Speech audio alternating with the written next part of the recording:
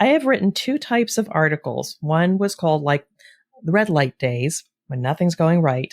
And it was interesting. Today's article that came out on LinkedIn, and it'll be in my newsletter, was the converse of it. When leaders are having challenges with new initiatives, moving things forward, and they're starting to get frustrated, they should actually be looking for those green lights to indicate keep going because you are doing the right things.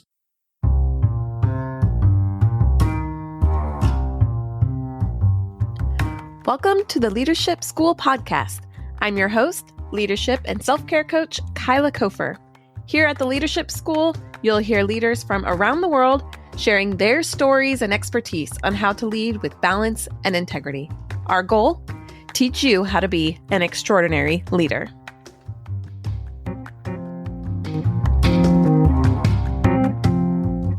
Welcome back, leaders.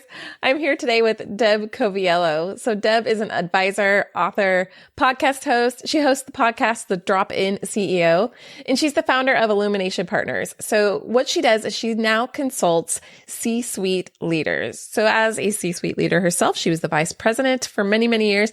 She now takes everything that she learned and coaches CEOs on how to lead better. And really, she has a cool company, The Drop-In CEO. She talks about how she really comes in and helps CEOs at every level. What I really loved most about this episode was some practical advice that she gave us on feedback. So she talked about several different avenues of how you can really transform your leadership, especially when you need to learn a new way of thinking. But one of those pieces was feedback. So within here, she's going to tell us how some really cool and helpful tips on how to give good feedback that really make a huge impact. So this is really valuable to me. I thought it was a fantastic conversation. I'm really pleased to introduce you to Deb Coviello. Thanks so much, Deb, for joining me. Well, seriously, Deb, thanks for joining me. I'm excited for our conversation. I'm looking forward to hearing your story. So tell us your story. What brought you here and tell us your journey and really how you got to leadership school. Well, again, thank you for the opportunity to be able to speak to your audience. It is a long and curvy journey, but I will just start by saying I started my education as pretty much a STEM professional. I love math and science, and I took that through my high school years. And ultimately, when I had to make a decision about going to college, I landed in engineering because I was a problem solver. I was curious. I was also very outspoken. I was talkative. And part of my story as I went through the educational system was being a smart student can be a double-edged sword. You have a lot of questions. You want to know everything about the world. And then society says you're being disruptive. Be quiet. And so what I found with that is that I was naturally outspoken, extroverted, and curious about the world, but society would kind of push that down a little bit. And I was very frustrated over many years. I would go quiet, but then over time, as I went into college, I would start speaking up again. I would ask a lot of questions, even into my corporate journey, where I started out as a quality engineer, operational excellence. I wanted to just make things better, faster, cheaper in a manufacturing environment. I would start speaking up again, ask questions. I would be the first one to want to ask a question about why are we having this problem? What are all the causes? I was a problem solver. And society would answer my questions, but also they didn't appreciate it. So it was interesting as I went through life. Smart person, very curious, wanted to speak and have questions answered. But society, like I said, didn't always appreciate it. And that was always a challenge for me because I felt like I was a leader, but not in the right place. And as I went through my career, I went into various industries from electronics to telecommunications, and I wound up in the flavor and fragrance industry. I started moving up into leadership positions, but I will tell you, it came from a place of I was a go-getter.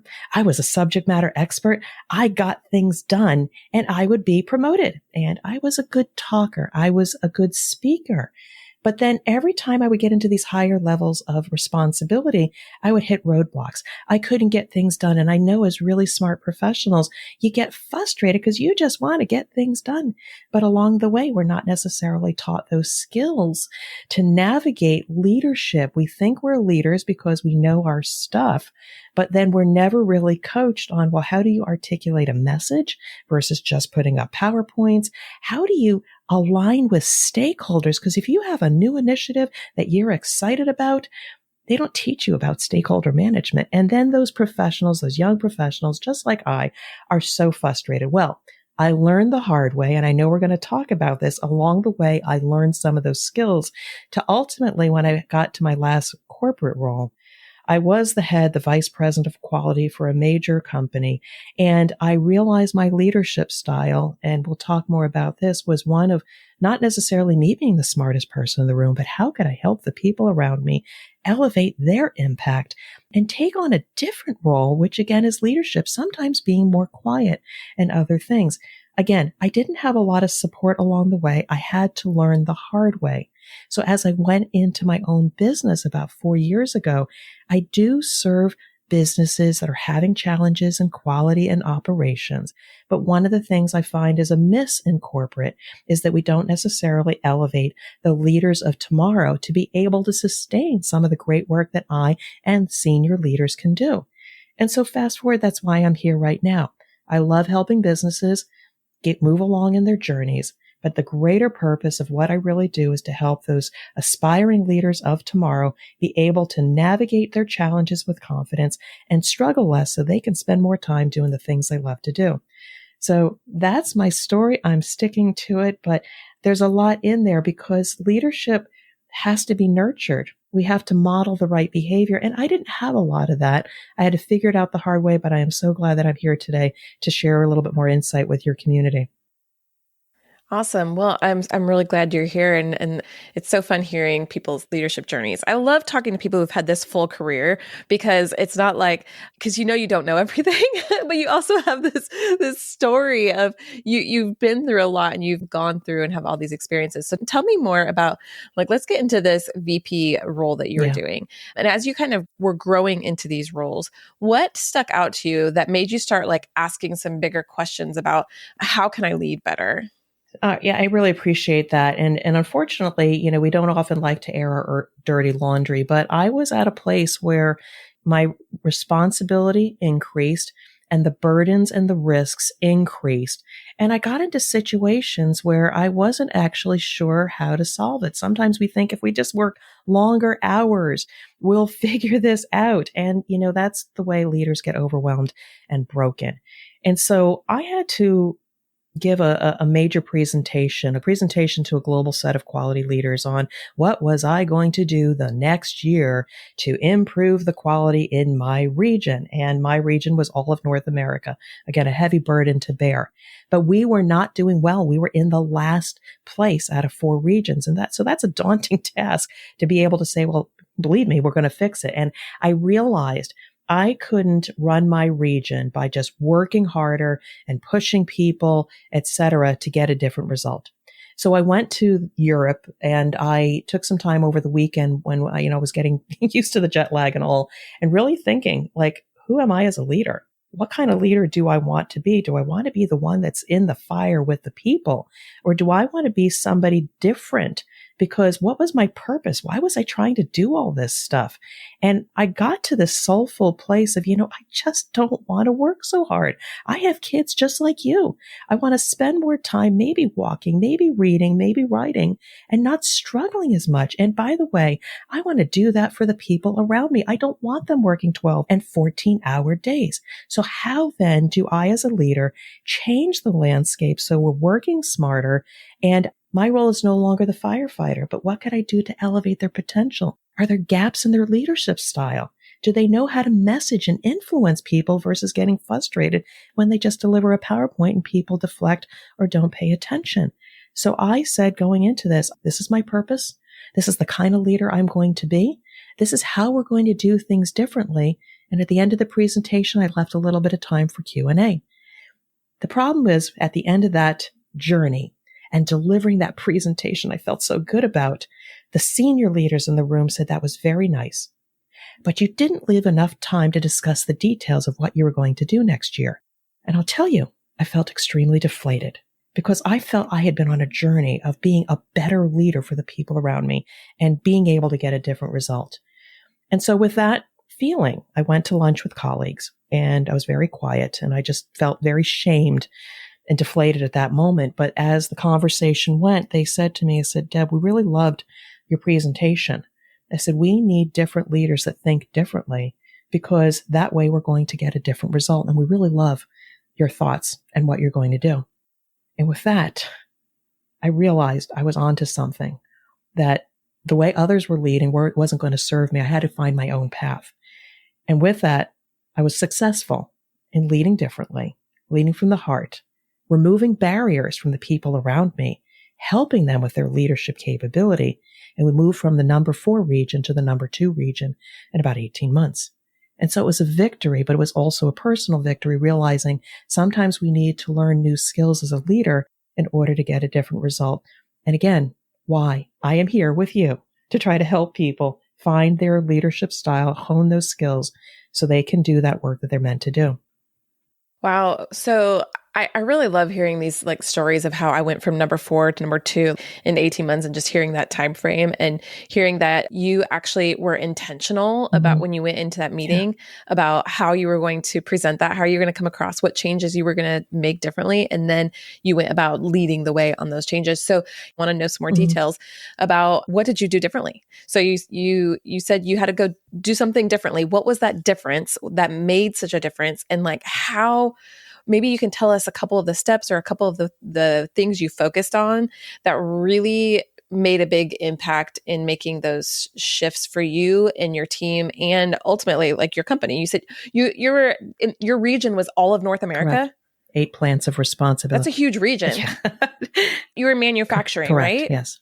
So tell us about like what that looked like. So let me just tell you, first of all, it was my choice to have that level of responsibility. It had been a dream for about 10 years. I said, I want to be able to have greater impact, because rather than just being an individual contributor or working at a single plant, I knew I could have greater breadth. So I jumped in to what I wished for, and of course met with these challenges. But there's a couple areas where I learned some things that unleashed potential in others or in myself. And 2 particular things. One is feedback. Feedback is a gift. People don't have a great framework to deliver or receive feedback. When you get to your performance review, you say, hey, you did a good job, above target. And you get very little bit about, well, what could I do differently? Often if you get a bad review, you get surprised. Like, why didn't you tell me all year long? And I learned the art of, one, for my own personal development, when I wanted feedback, rather than just saying, how am I doing? People are either going to say, good, keep doing what you're doing, or let me get back to you. When you ask open-ended questions, you're not going to get the desired result. Similarly, when I wanted to give feedback to my people, it had to have a framework. So the framework for feedback, both for your personal development as well as developing others under you, is what should they continue doing? Number 1. What should they start doing? Number 2. And number 3, what should they change? Now, these words de-emphasize the negativity you might have about feedback. But if you talk about what you should continue, that talks to the person's superpower and gives them affirmation to keep going with this. So that's great. You want to start from a place of, okay, I can action that. I'll keep doing what I'm good at. When you give them feedback about what to start doing, it's about what can you do on top of what you're already doing well that'll enhance your superpower and your impact. And then what should you change? If you don't stop doing this thing or change it, it might detract from your superpower. And when you have that framework, you can talk about very specific things and people can go away and action on it. Quick story. I had one person who was super at his technical content. And I said, after a particular presentation, is it okay if I give you some feedback? And he said, absolutely. I want to get better. So what I did was I said, you are the technical expert in this quality area. Keep doing that. You are the go-to person. You're smarter than me. Just continue honing your craft and being very clear about what do we need to do to improve quality. I said, what you might want to start doing, because what you did differently at this meeting was when you were presenting, you were standing up. And the energy that you used while you're standing up, you commanded the audience. And I saw people leaning into you. They were very engaged because when you stood up, your breath, your tone was strong. I want you to start, even if you're in your own office giving a presentation, start standing because it emphasizes your impact. And they said the last thing you might want to change is your hands are not stable. You're moving your hands all the way around. You're putting your hands in your pocket. You're looking for a place to stabilize your hands. It detracts from a great presentation. I said, you might want to put a pen in your hand or a pointer to ground yourself. And so your great technical expert, make sure you always stand to enhance that superpower and ground yourself such that people can really absorb that. Well, let me tell you, after I gave that feedback, not only was he the go-to person where people would pull him into meetings, he was the person they pulled in for problem solving. He then became a sought out leader in other regions, leveraging my resource. And so that's an example of how we as leaders need to learn how to either ask for feedback if we're not getting it, or be able to give feedback to maybe people that work for us or around us. That way we can elevate leaders or elevate yourself. So that's just one thing. I learned the art of feedback was the best tool I had each time I had a one-on-one with people that around me.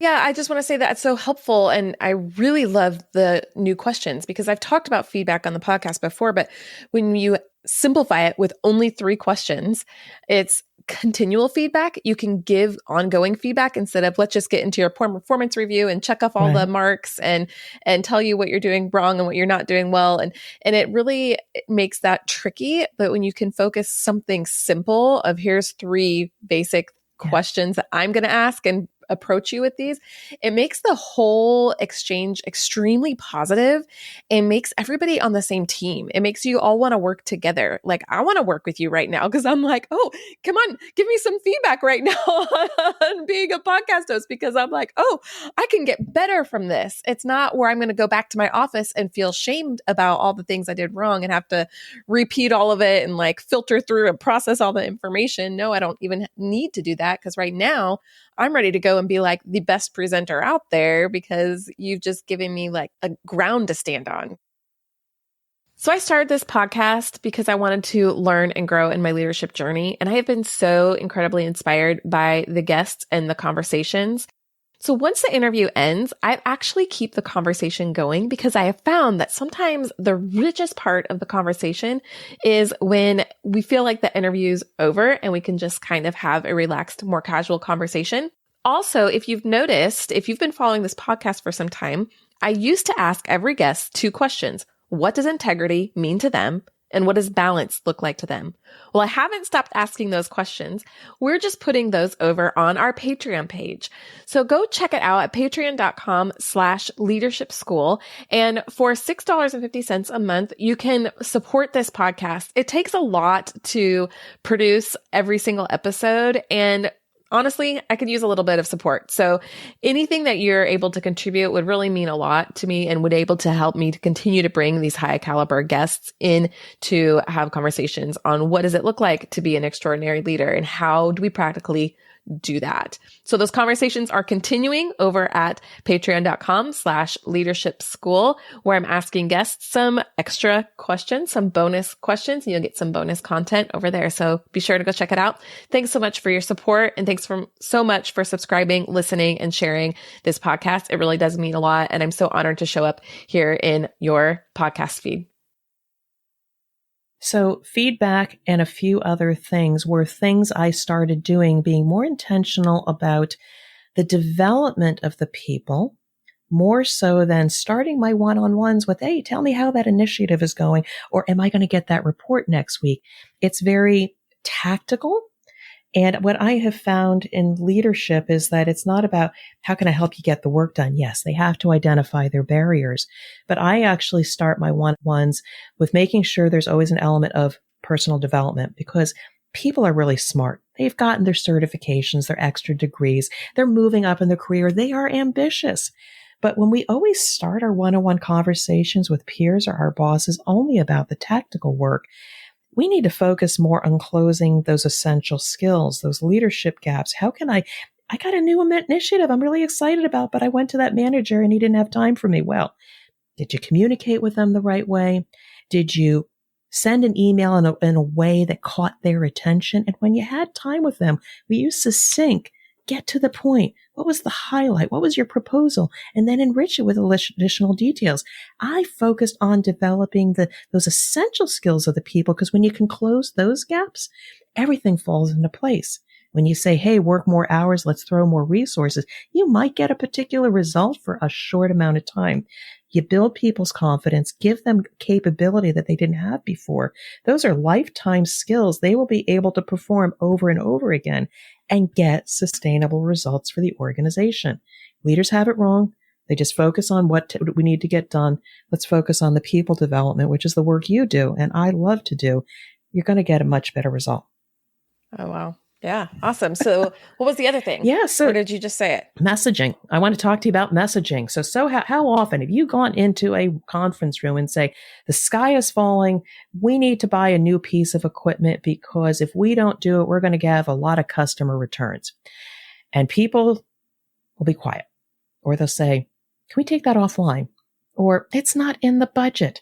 And people that are so excited, they know that if they fix this particular problem with the purchase of a piece of equipment, they are going to solve the problem. The problem is we train our people. You're in supply chain, you're in HR. We tell you how to do a pretty PowerPoint, dot the I's, cross the T's, and disseminate information. What we don't touch our up and coming professionals, it's not about the information. It's about building trust, building a relationship, and messaging. And messaging is very different than just disseminating information. Or didn't you see it in my pie chart? This pie chart showed it's the biggest issue. We have to spend money. Instead, you could frame it up something like that. And I'll tell you the framework here, but it's really about grounding people in a bigger purpose. We're all here to gain market share for our clients. And the problem right now is that we're experiencing a huge number of returns because our internal equipment is not capable of detecting failures. And it's causing customer complaints. We potentially have sales erosion. And if we don't do that, we're going to see the market share dwindle. And that's what we've been all trying to do, is increase it. As you can see, if we spend this amount of money, it will get us an ROI in about 2 months. And I propose we move forward so we can minimize the risk. That's so different than just saying, look at my pie chart. Can't you see we need to buy this piece of equipment? Well, you told a story with it. Yes. You shared the whole story with it, and people got to understand what was going to actually happen here. They got to feel involved in the decision, right, and they understood it. To your point, yes, you're right. By telling a story, you connect with humanity. You find some point of connection where they can emotionally say, yeah, I've been working my tail off. We've been trying to get more sales here. And then when you say, but did you realize we're actually, shooting ourselves in the foot? If we don't take care of this, all that work you've been doing is not going to get us we want. A small investment now will mitigate any erosion of what we're doing. So it's storytelling, it's messaging, it's getting at their heartstrings. And the data, yes, it has to be accurate, but we have to de-emphasize the data and make sure we connect with the people and message it in the right way. That was a leadership thing that I had to change, not only for myself to say, I need more equipment. I need more people. The sky is burning. I'm not going to be able to contain this issue. I need people because of this. And things will happen faster than just, here's my PowerPoint. And so those are things that I was doing differently. And I still now teach people how to message versus disseminating information. It'll get a completely different result in your leadership journey. Wow. And so really focusing it on giving better feedback, yeah, and getting more tangible feedback, yes, and changing the way that you approach the story and the message of what you're trying to get across took you from, in your whole industry, from number 4 in your region, the entire continent of North America, up to number 2, which is kind of a big deal, I think. Well, let me just clarify. It was just the US, but there were still 8. I didn't have Canada or Mexico, but that was still a lot of people, a lot of sales, a lot of risk and responsibility. So still pretty big. Yeah. So you're working as kind of a drop-in CEO. I don't know if you mentioned that earlier, but that's what you're kind of doing, right? You're jumping in as a CEO and helping people transform their organizations. Let me clarify that. So in my journey, while I have formed a company called Illumination Partners, I realized that if I wanted to message and get my word out to people I could help, I had to create a brand that was something a little bit different. And it is called the Drop-in CEO, because that was how I dropped into crises over and over again in my corporate career. And then I was drawn to CEOs, founders, and presidents that were going through some kind of crisis. And I remember in my past when somebody had done that, I was in a private equity company, the CEO would drop into the company and help us with the business issue, but at the same time, they built our confidence and left a lasting impact. And then they left and then they brought in another CEO. And that is my way of operating. I basically become the CEO whisperer. I will drop into somebody who is having a challenge or they need to go through a change, a new customer, new requirements. Maybe they lost a leader. I need to become one with the CEO and do what they need to do, assess the landscape, decide what treatment is needed. And I'll do the technical work. I'm not just a consultant, say you need to do this. I will do this. I'll partner with the CEO and do the work with the people. But while I'm in there, part of my brand and what I do is I will also look at the capability of the people and their confidence. And in the new state that we bring the company through, we get a certification. We're increasing volume. Do they have the capability and leadership skills to be able to support that change? Just to summarize, you were saying that now you're going in and you're helping and you're doing all the parts as with like a CEO. So you're going to go in and do the actual work as the CEO, but you're also working on the people aspect of it. Well, tell me what that is. What does that mean? What's the people aspect of it?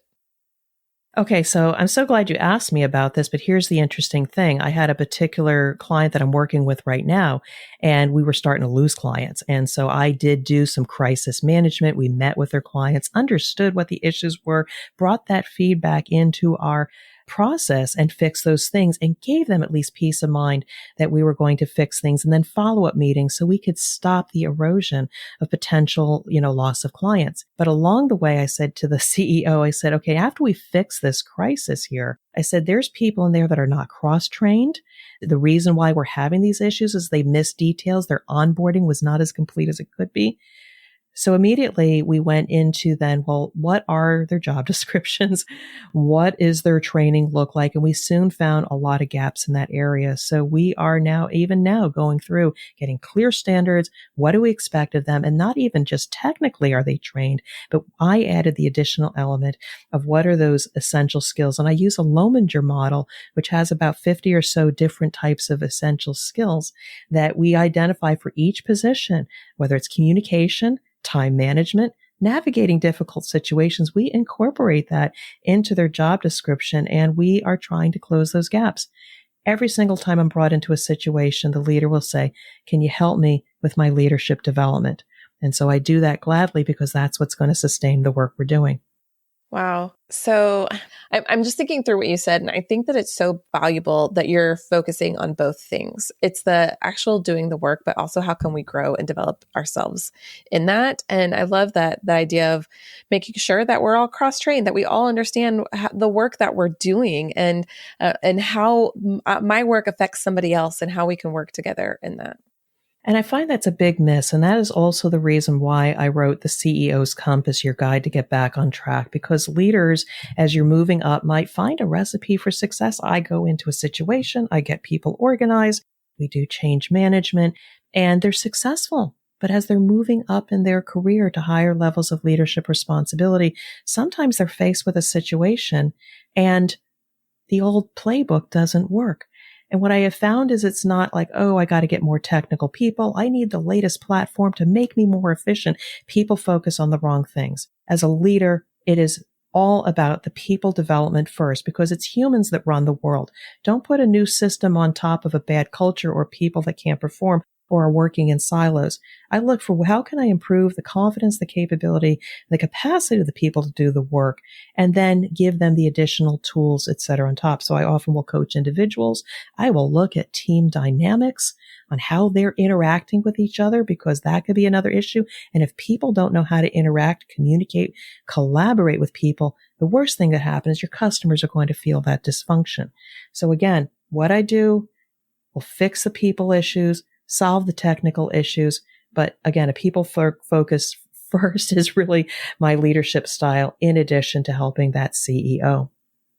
Well, we've already proven over and over through our podcast here, Leadership School, that people first is a very effective way to go about leading an organization, is focusing it on the people. But what I thought was really interesting about what you said just now was that you said that you can't run a new play from an old playbook.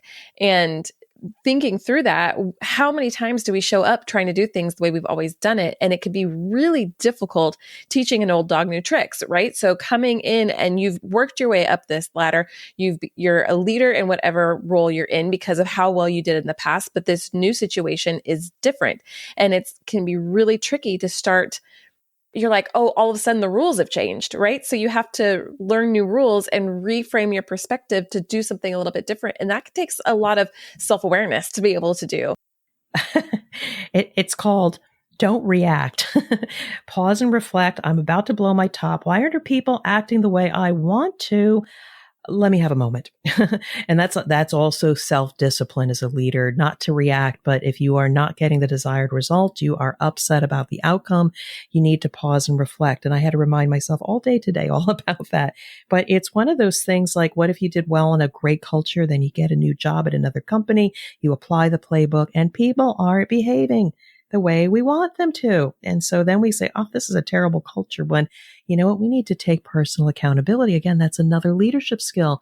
What is different about this culture? What is different about the people's behavior? It is on us as leaders to be curious and say, help me to understand your past. Tell me about what you've done for this organization. Help me to understand, why is it a little bit more challenging to get initiatives through? Is there something I've missed along the way? And so rather than being upset about behavior because they're not meeting your old standard, that's a victim mentality. One needs to say, okay, wait a second.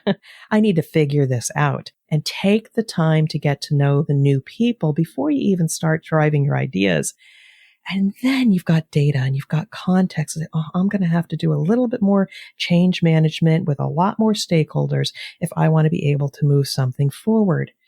So with that, again, playbooks change. You need to be very agile to figure out what from your playbook can you pull out. Maybe you need to do a little more of, or a little less of, in order to be successful.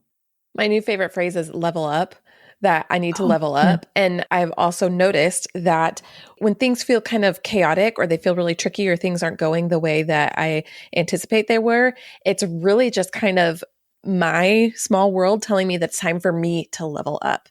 That in doing this hard work and going through, like paying attention, hiring the coach or bringing somebody in, doing a big picture perspective and breaking things down, whatever it is that you need to do, but do those things, even though they're hard. And the more you push through them, the more you level up. And I'm going to share one little piece of advice. It's one that I have had to share with myself. Before you and I jumped on here, I said I was having a red light kind of day. Nothing was working. And rather than getting upset, and yeah, I had my pity party with my husband and talked to him about it a little bit. The thing I know is every single time I am frustrated, sleep on it. One day will make a difference. The next day, you'll be able to talk to your boss. You'll be able to talk to that person that you perceived as difficult. You'll get new information that provides context for why were you hitting a wall. Be patient and disciplined, and find ways to diffuse that negative energy, because I promise you the next day will reveal why you felt that way, and the solutions will come forward. Again, a hard leadership trick you got to learn. Absolutely. I mean, how many problems have been solved just by taking a step back and allowing our brains and our minds and our bodies to reset? Or just just having a moment to play, go have fun, do something fun and life-giving for yourself. That we get so caught up in our work, right? That we forget that we can go play still, we can go have fun, we can go do fun things for ourselves. What do we really enjoy doing that gives us life? Then we come back to the work stuff, and it all makes much more sense after that. I mean, it really does. I was frustrated. I had a colleague and I let my hair down and said, I'm just having a tough day. And then we started going back and forth. I mean, not unprofessionally. And then I started laughing, and then it was like, everything's fine. Everything's fine. Yeah. Oh, that's wonderful. Deb, this has been such a good conversation. And I mean, I have a dozen more questions, but I think we'll go ahead and wrap up, because I just feel like you've given us some really, really good tools today. And I just really appreciate your time. I'm curious. I do have a couple of final questions for you. The one is, what would be one of the best pieces of advice that you've ever received? Oh, there's so many here, but I got this from my mother, who got it from some old person, but it was like, make you the world a bit more better and beautiful because you were in it. It's a bit about leaving your legacy. Don't just do the work, but make an impact and influence people. Thank you. Was there anything else you might want to make sure our audience hears from you today? Any last minute thoughts that you want to add? Well, first of all, I just want to say thank you for giving me the opportunity to have this great conversation with you and talk to your audience. But I will just say, just a message. If you are looking for inspirational resources, again, Kyla is, through her leadership school, you stay there. She's got great content. But I too, if you want an additional resource, my website is the Drop-In CEO. And there I have blog posts. I wrote about the red light day, the green light day. All of these are leadership tips and resources for you. I also have a podcast as well, but just know, don't do this alone. Leverage Kyla's resources, my resources, get a coach, get a mentor, leverage these resources, because all you want to do is make an impact. You want to do purposeful work and develop your leadership style, because then the impact that you're going to make not only on the employers that you work with, but the people around you. They're going to remember you for how you made them feel and how you led them through the different challenges. Don't do it alone. Get some support. And I'm sticking by that. Brilliant advice from the great Deb Coviello. Thank you so much, Deb. Thank you as well. And be well. Thank you. Hey, thank you so much for listening. If you've liked what you heard and you want some more tools and resources to help you on your journey, go check out kylakofer.com/free stuff.